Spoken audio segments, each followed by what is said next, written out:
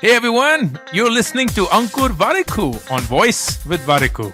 On this podcast, I talk to you about entrepreneurship, how to grow in life, manage personal finances, handle failures, and a lot more things that just come to my mind. The episode begins. In this episode, I wanted to share with you 15 very powerful thoughts that I often go back to because it helps me look at the world in the way that I would want to, in the way that I feel is comfortable for me, is aligned to who I am as an individual. And maybe some of these thoughts resonate with you as well. Who knows? But they're powerful thoughts nonetheless, which everyone should know of, irrespective of whether they agree with it or not. Number one, this is a quote from philosopher Cooley, and it's perhaps one of the most powerful quotes that I've come across in life. I am not who I think I am. I am not who I think I am. I am not who you think I am. I'm not you. I'm not who you think I am.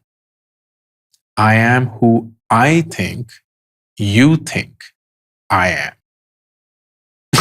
I don't know where you're listening to this podcast, but if you're driving, I hope this didn't stumble you. If you were sleeping, trying to nicely go into your bed, I hope this didn't startle you. It's a wonderful quote. And let me repeat this again. I am not who I think I am. So I am not who I think I am. I'm not who you think I am. I am who I think you think I am, which means we are always the image of what we think people are thinking about us. And it's so powerful because that defines all of our existence. We're constantly thinking of what people are thinking about us, and that shapes our reality. And if we were to in some way liberate ourselves from that, we would be so much more than who we are today. Number two, fear has led to more procrastination than laziness ever will. The biggest reason for our inaction is not our laziness. It is our fear. The fear of what if this doesn't work out? The fear of what will people say? The fear of missing out on something else. And this fear paralyzes us. It engulfs us. And the next thing we know, it's become a habit. Number three, look at the mirror. The strength is you. The competition is you. The enemy is you. We can be our greatest friend, also the one that inspires us every day to be better than who we were yesterday. And we can definitely be our worst critic, the one who constantly tells us that we are not worth it. We are the stories that we tell ourselves.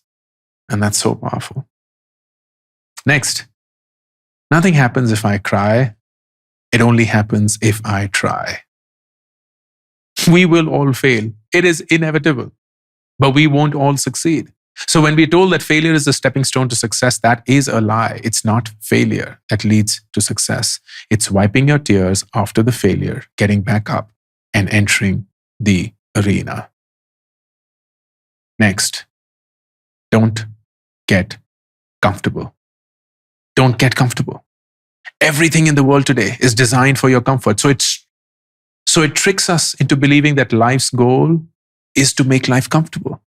But the ones who make change happen, the ones that we're inspired by, the ones that we look up to, that we would want to be, they are on a daily basis picking up discomfort. They are picking up the path of maximum resistance, knowing they might fail. They still chase it because that's their way to grow. You are what you do, not what you say you'll do. Because everyone has a map and very few set out on that journey. Even fewer reach the destination. But the ones who set out have the story to tell. And that is who we become. Next, being calm is actually a skill. Because the world thrives on our reactions. It feeds off our emotions. It wants to provoke us. And in such a world, being calm is an act of a rebel. But it comes with practice. We aren't born with it. We choose it consciously. Next, spend your life exploring, not settling. Because everyone wants you to settle. Finish your education and settle. Get married and settle. Have kids and settle. Buy that car, that house and settle. But what are we giving away in this attempt to settle? Explore your own self, your own hobbies, your interests, your choices. Explore your life. Life's worst tragedy is not death. It is what dies within us while we are still alive. Regret is the worst form of dying, and we die every day because of it. Because of what if? What if I didn't listen to them? What if I did? What if I have listened to my own self? Most of us are not making a living every day. We're dying every day. Next, if you don't ask, the answer is always no.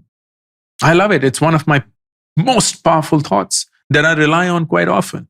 Because we weave these stories in our head of all that will happen once we ask.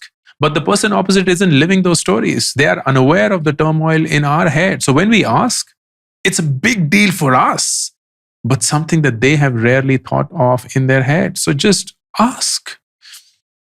Next, if you run into an apple in the morning, you ran into an apple.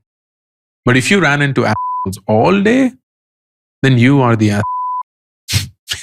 It's easy to blame the world and say, they don't get it. But if no one gets it, then maybe it is you who doesn't get it. This level of objectivity, once found, is a precious discovery. Next, if you truly know yourself, truly know yourself, no one can defeat you. Much of our insecurities in life come from a bleak understanding of who we truly are. We're not sure if we are truly what we think we are or we are faking it. Hence, the smallest provocation from the world perturbs us because there is a small chance that what they're saying might be true. Next, respect doesn't come from title, it comes from conduct. When people respect you for your title or your position, it's not you who they're respecting, they respect that title or position. When they respect you, irrespective of your title and position, that's when they respect you for who you are and how you make them feel. Next, saying thank you is manners, but feeling thankful is behavior. We are taught to say thank you, but we are rarely taught to be thankful. Thankful for what we have, what we were born into, the opportunities we take for granted, the privilege we have. Gratitude is a superpower when deployed by someone who has been blessed with a lot.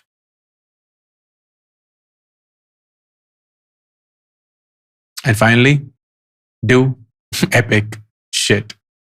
Life is all about doing. It's about motion and about doing something that is bigger than you and having fun while you're doing it. We will all be forgotten years after we die, so might as well enjoy it when we live. And that's why do epic shit. Do something that's bigger than you and have fun while you're doing it. A lot of people dismiss these thoughts, these motivational quotes as motivational garbage. But for me, quotes serve as reminders, mental models of how to think about different situations, about your own self and about the world around you. And in the absence of quotes, we are left with sentences and explanations. And the longer the sentence, the widely varying inferences it can draw, making it harder to absorb or relate to at the right time. So these quotes have worked for me, and I'll encourage you to find the ones that have worked for you, because a powerful quote can actually change your life. Thank you for listening to this episode of Woice with Warikoo. To be notified of upcoming episodes, be sure to subscribe and follow the show on this app right now.